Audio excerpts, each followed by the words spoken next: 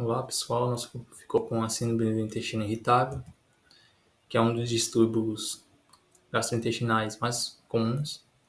Ela se caracteriza atualmente classificada como um distúrbio de interação cérebro-intestino e, por definição, a dor abdominal recorrente associada a alterações na forma e na frequência da defecação.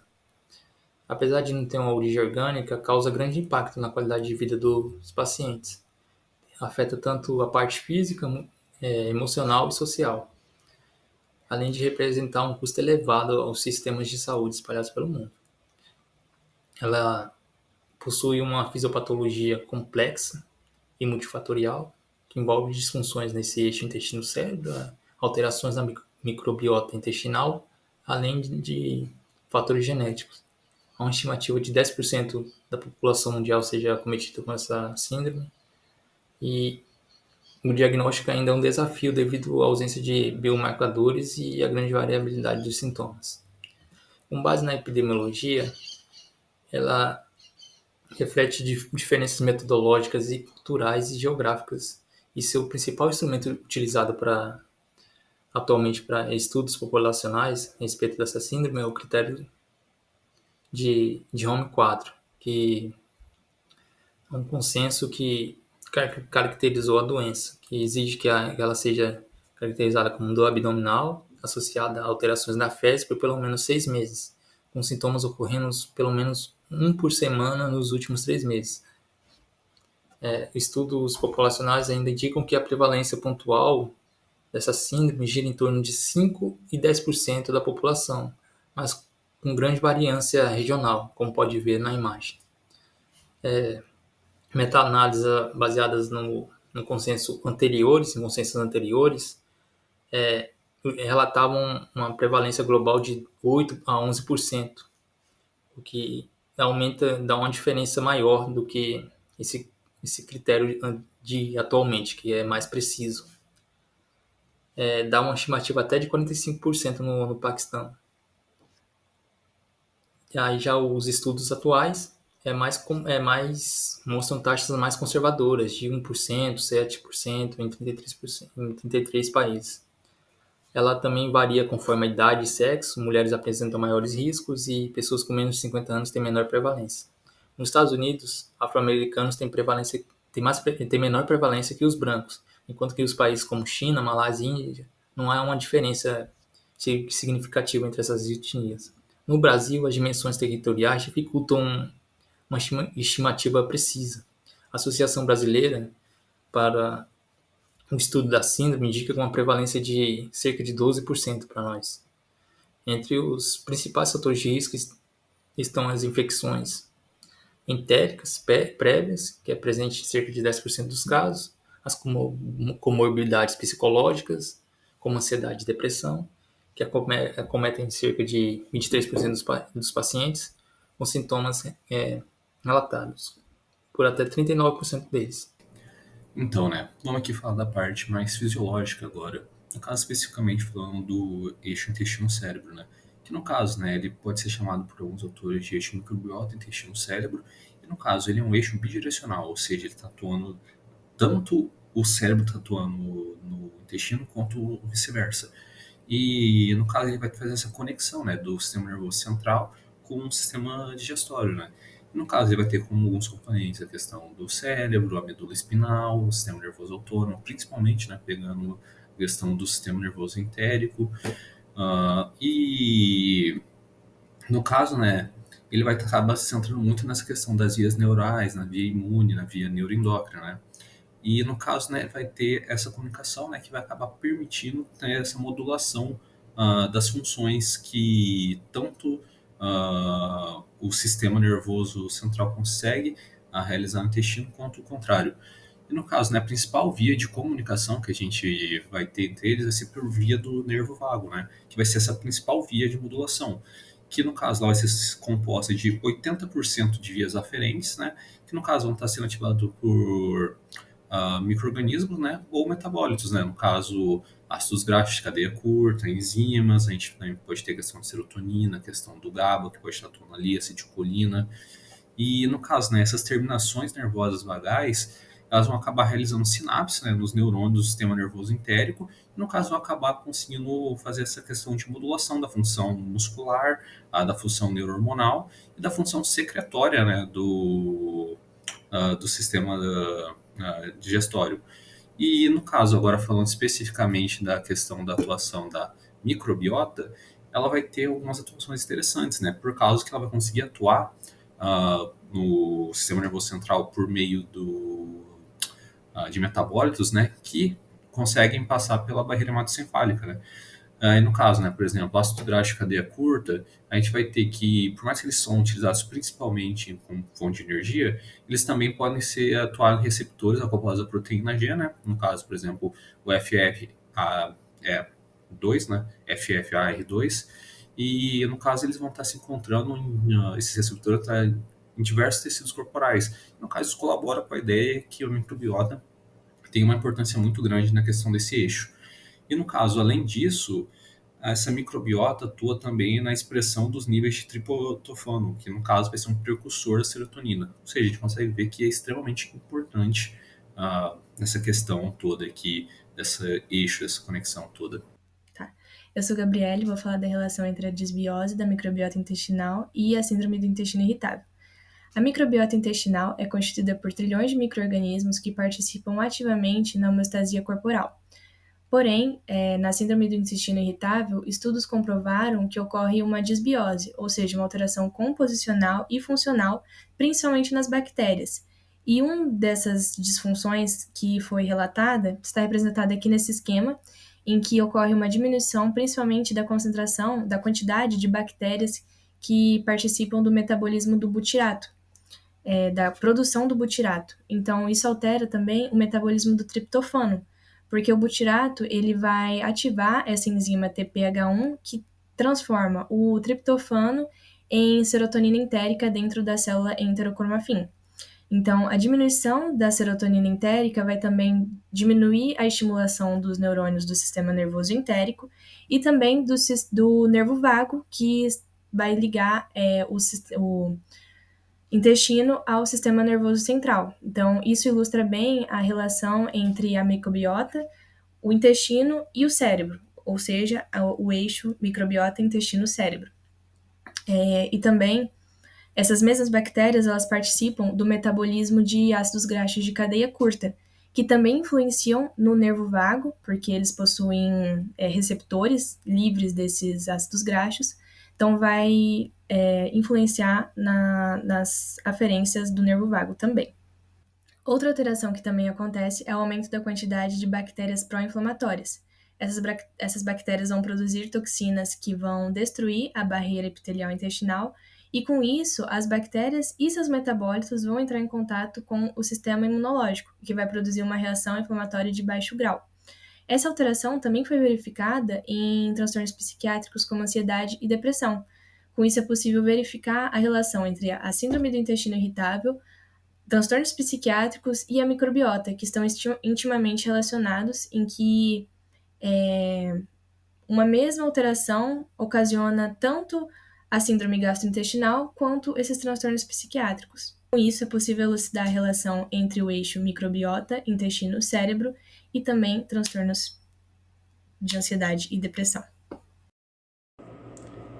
Bom, meu nome é Alex e eu vou falar sobre as mudanças no sistema imunológico de pacientes com síndrome de intestino irritável. Primeiramente, a gente pode comentar sobre a centralidade da disbiose, que nada mais é do que essa alteração na microbiota intestinal, principalmente na formação dessa resposta imune alterada. Do lado esquerdo aqui a gente vai ter um grande aumento dos mastócitos, de tal forma que esse mecanismo de ativação e desgranulação dos mastócitos vai liberar mediadores como a triptase e a histamina, os quais vão ativar nervos que inervam regiões cobertas por mucosas, provocando maior dor e maior hipersensibilidade visceral, o que é característico da síndrome do intestino irritável. Nós vamos ter também esses mastócitos liberando uma grande variedade de citocinas, como a IL-6, IL-10, TNF-alfa, IL-1B, IL-8. A gente vai ter também um aumento dos eosinófilos, o que vai contribuir para a formação desse ambiente inflamatório. a gente vai ter também a ativação das células B, que vão levar à produção de inúmeras imunoglobulinas que vão participar dessa resposta imune.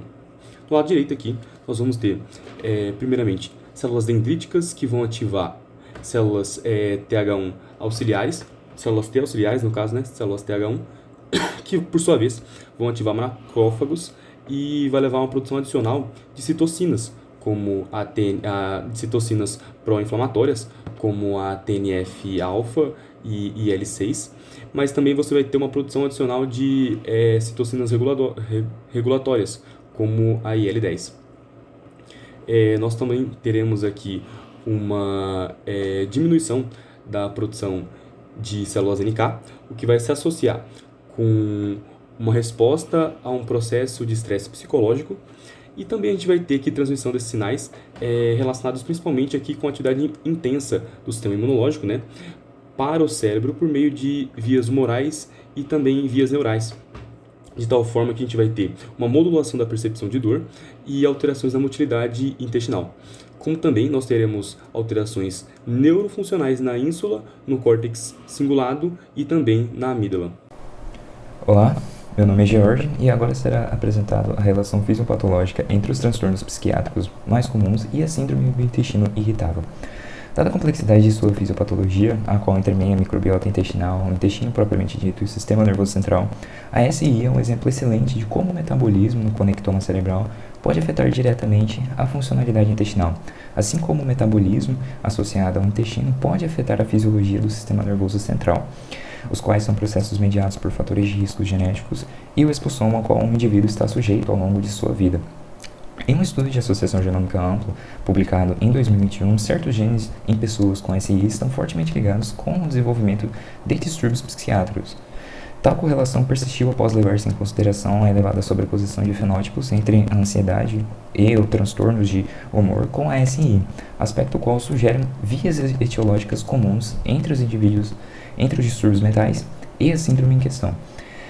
Contudo, a hereditabilidade da SI é modesta, tendo um percentual de 5,8% aproximadamente, o que demonstra que existe uma significativa interferência de fatores ambientais, os quais modulam a liberação de metabólitos pela microbiota intestinal, além de influenciarem nos mecanismos epigenéticos e, consequentemente, a expressão genética, tanto no desenvolvimento do intestino quanto no do cérebro.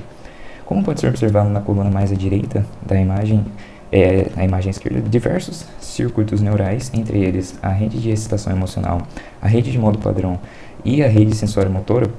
Essas redes compartilham alterações presentes em ambos os quadros de SI e transtornos psiquiátricos.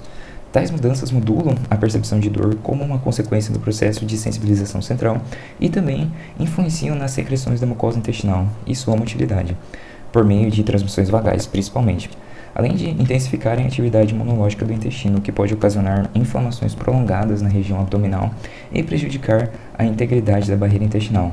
Assim, se encerra a parte de fisiopatologia da síndrome do intestino irritável. O diagnóstico da síndrome do intestino irritável, a princípio, é clínico e fundamentado nos critérios de Roma IV, sendo que os sintomas devem incluir dor abdominal recorrente, ao menos um dia por semana nos últimos 3 meses, associada a alteração na frequência das evacuações ou mudança na forma das fezes. Ela também pode ser dividida em subtipos de acordo com o padrão predominante das fezes, podendo ser síndrome do intestino irritável com constipação, com diarreia mista ou não classificada. Isso contribui para uma melhor precisão diagnóstica e é importante para direcionar o tratamento da melhor forma possível. Já em caso de presença de sintomas de alarme, como perda de peso não explicada, sangramento e início dos sintomas após os 50 anos, são indicados exames de imagem, como a colonoscopia e também alguns exames de sangue. É muito importante destacar o diagnóstico diferencial como um aspecto fundamental. Isso porque os sintomas da síndrome do intestino irritável podem se sobrepor muitas vezes com sintomas de diversas outras doenças. No tratamento, vale ressaltar que os pacientes só procuram uma ajuda médica depois que os sintomas já afetaram sua qualidade de vida. Por isso é tão importante que ele seja baseado na diminuição dos sintomas. Há 3 abordagens: a abordagem médica baseada em fármacos, que quando se pensa em dor, a principal método é pelos neuromoduladores centrais; a terapia psicológica, que seria principalmente a terapia cognitivo-comportamental; a hipnoterapia direcionada para o intestino, que seria a hipnose; e a redução de estresse baseada em mindfulness. Todos esses iriam atuar no sistema nervoso autonômico, na sensitividade ao estresse, na resposta emocional e comportamental e na desregulação do eixo hipotálamo-hipófise adrenal. a terceira abordagem, que é a abordagem dietética, ela vai ter 3 principais, que seria a dieta baixa na ingestão de FOD-MAP, que seria oligo-di-monossacarídeos e polióis fermentáveis, que vai atuar na disfunção motora gastrointestinal e na hipersensitividade visceral.